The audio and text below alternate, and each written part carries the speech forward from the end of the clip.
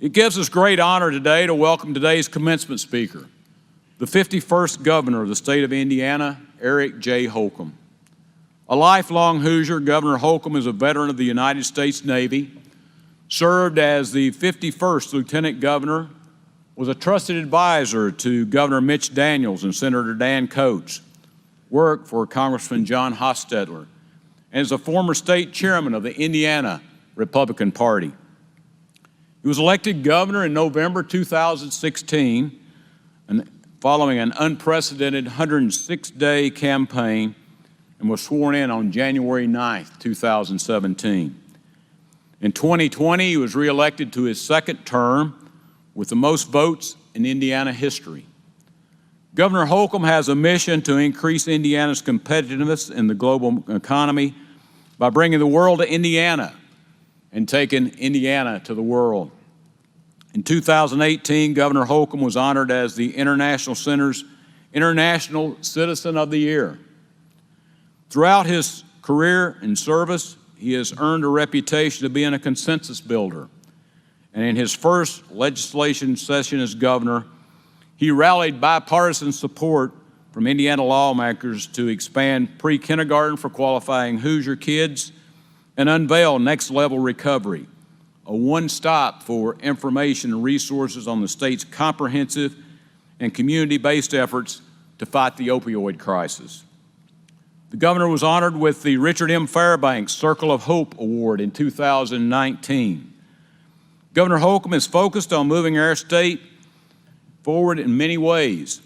In his first month as governor, he led the way for the largest long-term infrastructure in our state's history with a long-term, fully funded, 20-year, $60 billion Next Level Roads program. The governor has called workforce development readiness the defining issue of the decade.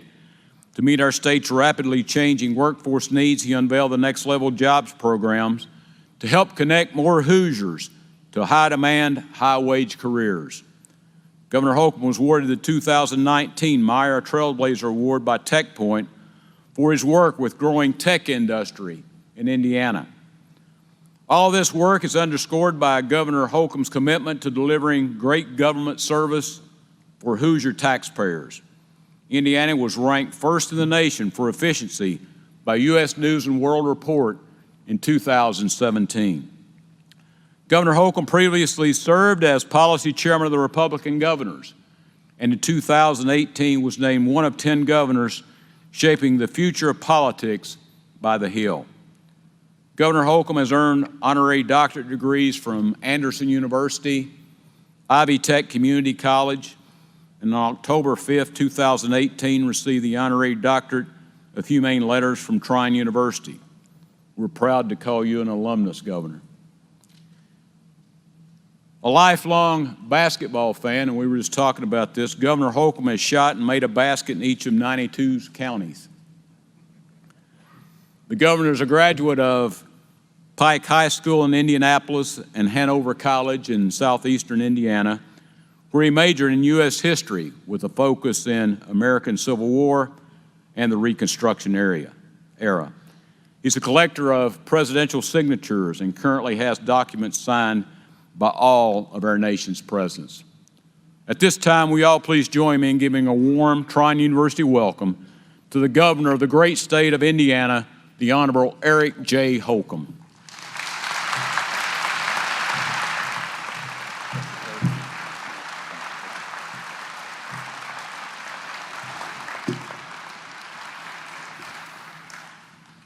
Good morning.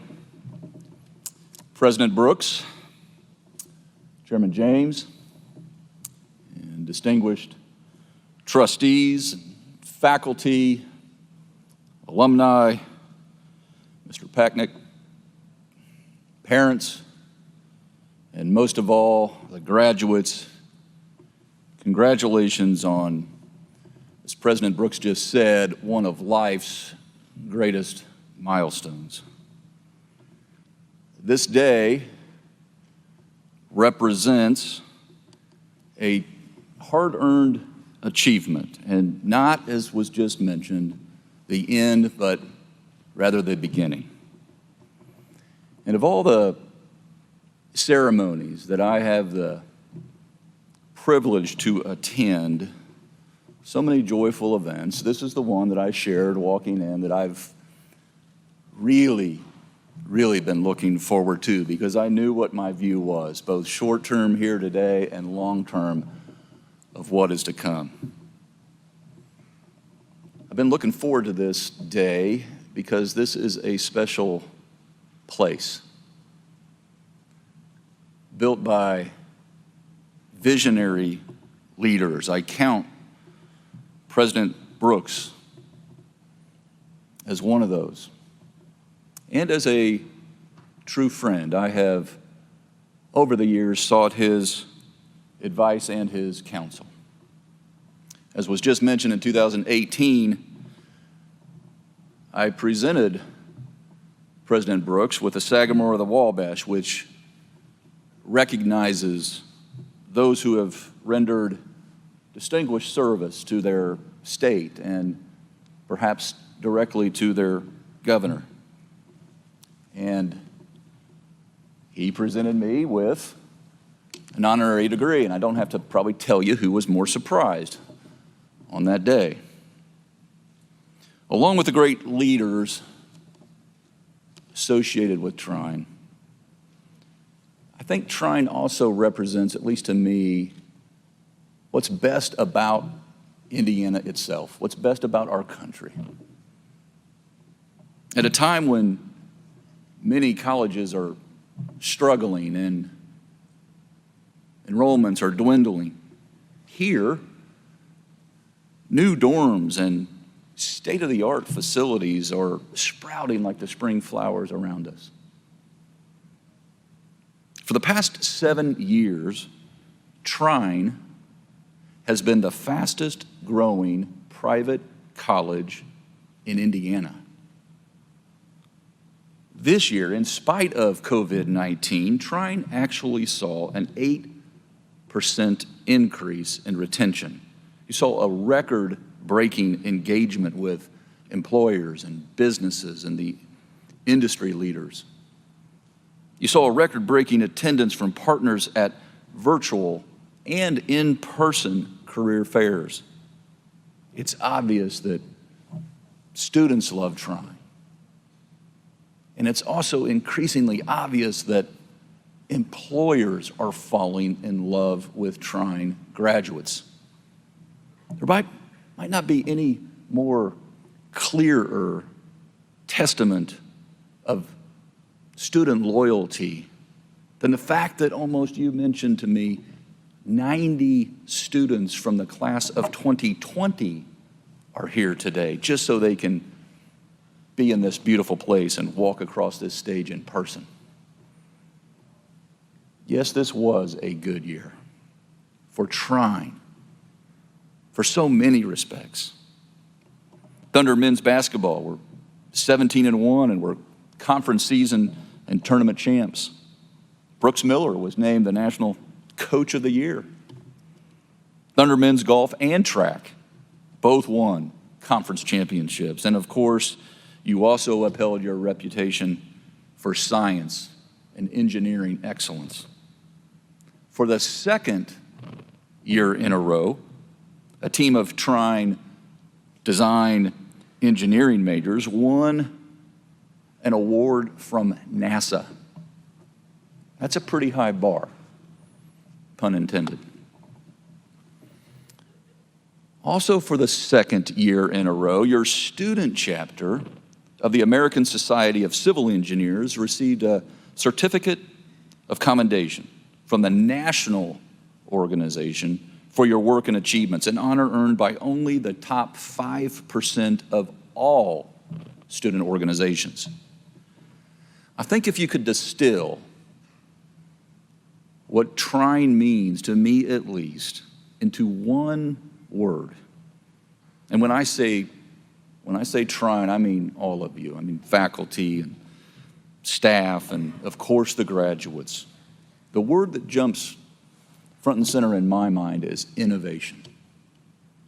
And that's not just because one of your premier programs, Innovation One, is connecting Trine innovation to the real world. It's also because over the now decades, you've thought big and beyond. You've expanded your mission. You've responded to the changing needs of an ever-changing market.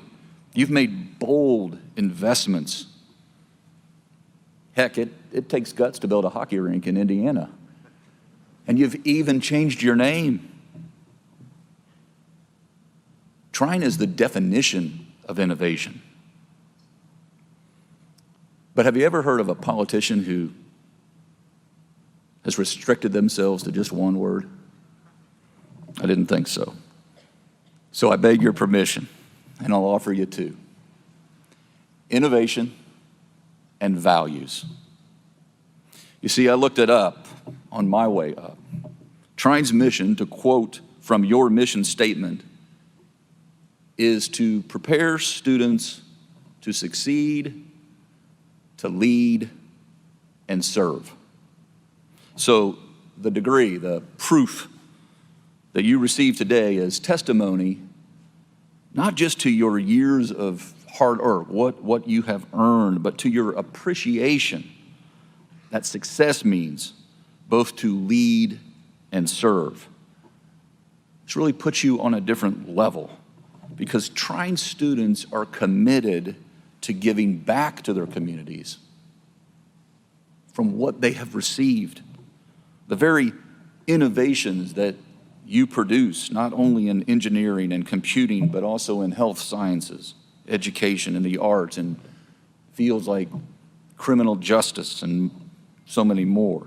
They're all aimed ultimately at helping other people live better lives. I know, and I want to repeat because it's worth repeating, something else that everyone here today is, especially the graduates, and you use the exact word, and that's resilient. After COVID hit, of course, this school, all of us, we had to make some tough choices, had to exhibit some courage, make those adjustments, adapt. You shifted to online education and then to a hybrid model, and because you follow the science and all those safety procedures and protocols, you enabled Trine to arrive at where we are today, this joyful day. So kudos to all of you for your incredible resilience. It will have an even greater impact off campus in the days to come. Now, I've heard dozens of motivational speakers in the course of my career, and while each of them had their own story, they all had one shared theme, and it went something like, I get knocked down and I get back up again. Every one of you embodies that true resilience and few qualities will serve you better in life. These two concepts, the innovation combined with strong values, gives so much of a fuller picture of what this place and all of you are all about. And both are absolutely crucial. For all the importance of innovation to our lives, to our progress, to our state, to our country, innovation is as only good as the values that shape it. One way to appreciate the awesome power of innovation is to look at discovery and invention in any single year. So let me just take you back to 1884 for a moment, the year this institution was founded. As with most years, when you review them, you can find everything from the frivolous to the profound. The Ringling Brothers Circus and Coney Island roller coaster made their debuts in 1884. So did the world's first skyscraper in Chicago, all 10 stories high. In 1884, That was the year when Dr. John Harvey Kellogg patented something he called flaked cereal. And later he got a little crazy and he frosted those flakes. In medicine in 1884, we saw the first use of local anesthesia when Austrian ophthalmologist Karl Kohler placed cocaine on a patient's cornea before surgery. To put that in context, aspirin didn't come along for another 15 years, and it was 30 years before you could buy aspirin without a prescription. 1884 also saw the first long-distance phone call made from New York to Boston. The leaps in phone technology has been astonishing. We don't even use words like long distance anymore. No matter if you're calling from here to Indianapolis or from here to Angola in southern Africa. The steam turbine engine was invented in 1884. It was used to generate power and also propel dreadnoughts and the first ocean liners. These are not the only innovations that continue to have a profound impact on our country to this day. Dow Jones published its first stock index in 1884, the Dow Jones Transportation Average. Talk about visionary. The country was barely connected by railroad, with cars and airplanes still way off in the horizon, decades away. It was back in the day when we were trying to become the cross rails of America. 1884 was the first year that a state college for women was established. And Susan B. Anthony argued before the House Judiciary Committee for an amendment to the U.S. Constitution, granting women the right to vote. 12 years earlier, by the way, she was arrested for voting. And a personal favorite, the cornerstone of the Statue of Liberty, was laid on Bedloe's Island in New York Harbor. And of course, as I mentioned at the outset, Trine was first established and founded as Tri-State Normal College by the residents of Angola, Indiana. And the Commerce Building, which we know today as Taylor Hall, was built as the first college's facility. One can't help but be reminded that innovation by itself is inherently neither good nor bad. That first steam turbine engine powered ships of war and ships of leisure. Our insights into the atom has led to weapons of unimaginable power and sources of nearly unlimited energy.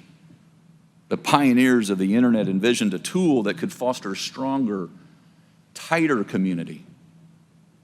But in many ways, it has done just the opposite, increasing polarization and alienation, unleashing some people's worst impulses. I think about these issues a lot. Of course, we know that technology and innovation are double-edged swords. For sure, they make maybe life easier, healthier, less backbreaking. The products have become many times less expensive, higher quality. We do things faster and better. They're also inevitable. There's no turning back, no matter how nostalgic you might be feeling on any one day. My family experienced this firsthand when my great-grandfather was basically put out of business. He was a blacksmith. He left Europe in the 1880s, ended up settling in Indiana down in Knox County. The advent of cars and rubber tires made his work obsolete. He acknowledged on the front page of the newspaper down there, the Vincennes Sun commercial, he said, and I'll quote him, "The good Lord gaveth and replaced it with rubber." Don't get me wrong, I'm glad I didn't have to travel here today in a horse and buggy, like maybe representatives and senators would have done from Angola down to court and back in the day. But what concerns me is, as we live more and more in this virtual world, we live less and less in the here and the now. The fact is, and thankfully, with technology, as it changes, our values don't. Innovations in technology are by their very nature ephemeral and shifting like the wind blowing across Lake James. Whereas our values are constant, solid, like the ground of which we stand on and the mission of this very institution. Now, the Commencement Speaker's Handbook requires that a speaker offer some advice to you, the graduates. And as you can tell, I'm building up to that. So here are my 2 pieces of advice. First, always take Trine with you. Never lose sight of the values of which you have learned here and that spirit of innovation that is who you've become. This combination that you have learned here and earned here and experienced over these past 4 or for however many years, not only will help you navigate your journey ahead in this complex world of ours, they are the foundations of our nation's potential and greatness. After all, we're the nation that invents and builds cars and planes and spaceships, skyscrapers and roads and bridges, TV and the internet, iPhones, treatments for cancer and diabetes. We're the nation that discovered a vaccine for COVID-19 in less than a year. We're the nation flying a helicopter, not from out in the county to the nearest hospital, but on a Mars. And we've become, because of these innovations and these inventions, we've become and arrived in a position to do good, not to conquer, but to help and to serve others. We're the nation whose democracy has been a shining beacon to millions of people around the world. And we need your skills, now more than ever, to revitalize our nation, to revitalize our infrastructure, to power our homes and cities, and to feed the world, to protect our environment, and to find treatments for diseases, come what may, like COVID-19, and to serve our community and society at large.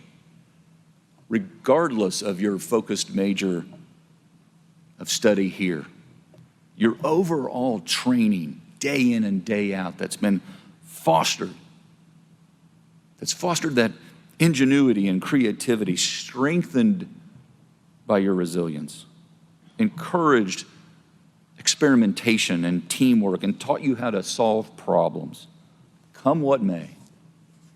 And the values instilled in you underscore that success as a means to both, again, lead and serve, to be part of something bigger than yourselves, to not just find a good job and make a good living, but to make a positive impact on the world along the way. So whatever path you choose, and it is your choice, think about how you can do just that, serve others. Think about how you can give back to your community, to your country, and to our world. And again, take Trine with you, for it will serve you and therefore us well. My second piece of advice is really an ask. As you go on from here,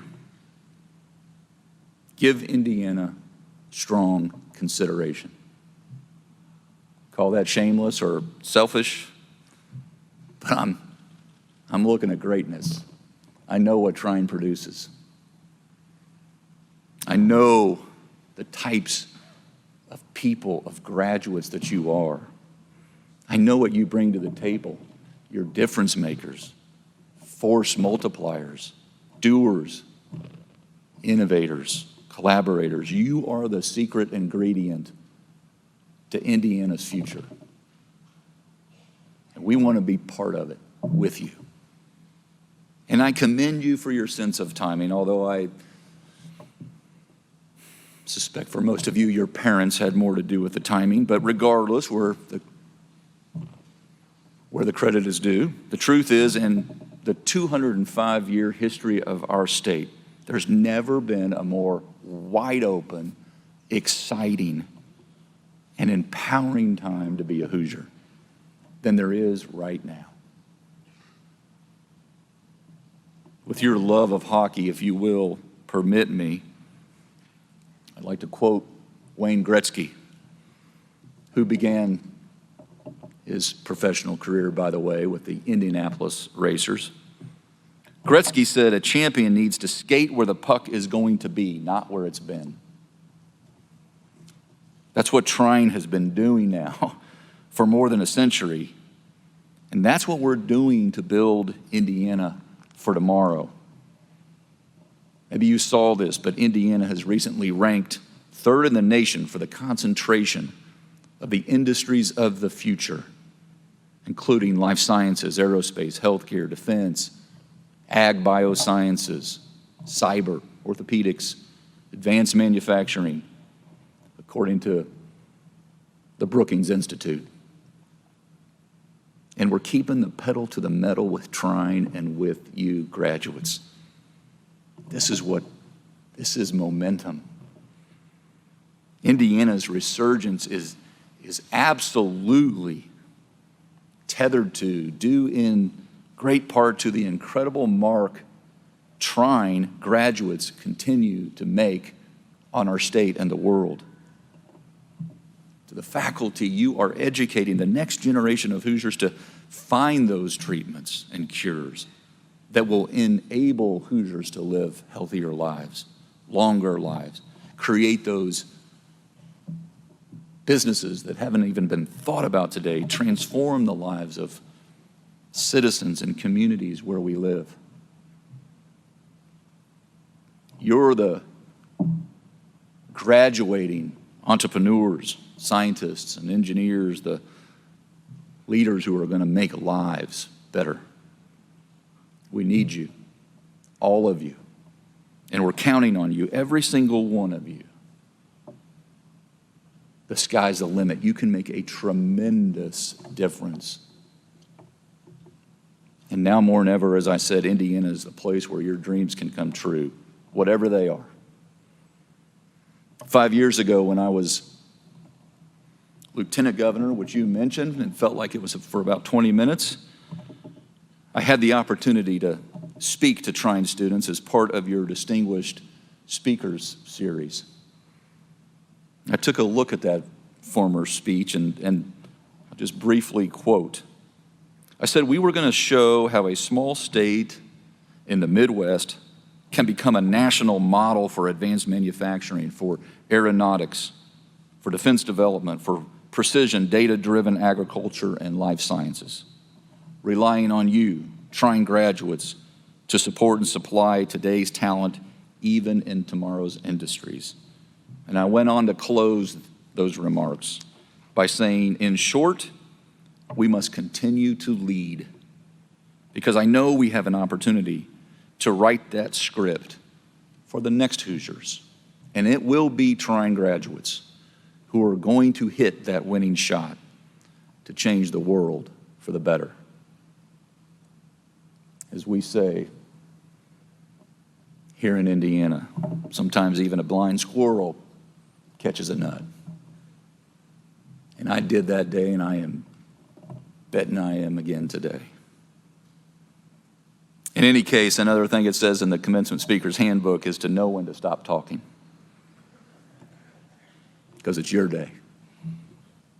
So graduates, congratulations on this well-earned celebration.